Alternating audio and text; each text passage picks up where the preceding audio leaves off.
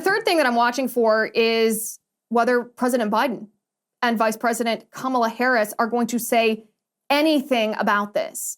Because as of now, we have heard squat from the two of them.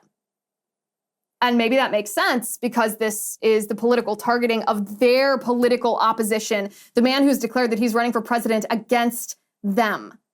But they've said nothing about the abuse of power of this prosecutor and how dangerous this is, regardless of your political affiliation. It doesn't matter if you hate Trump. Maybe you'd never want to vote for Trump. Maybe you think he's orange man bad. But at some point, you have to step back from those emotions and say, listen, it doesn't matter if I think this guy is like a walking Cheeto.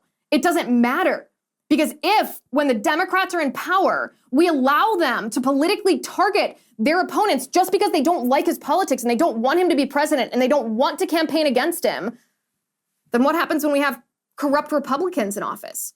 Are they going to prosecute Democrat political opponents just because they're Democrats and the Republicans don't want to run against the Democrat and don't want the Democrat to be president?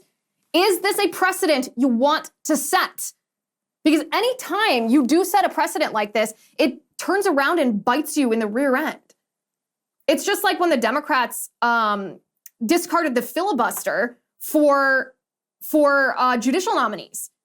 At first, Republicans were like, well, wait a second, this is unfair. You're just trying to ram through your nominees. But it turns out it came back and bit the Democrats because what did we do with all of the judicial nominees of President Trump, including Supreme Court justices? Well, the filibuster wasn't in place, and so we were able to confirm all of these Supreme Court justices to the court and ultimately overturn Roe v. Wade, all because the Democrats discarded the filibuster for judicial nominees.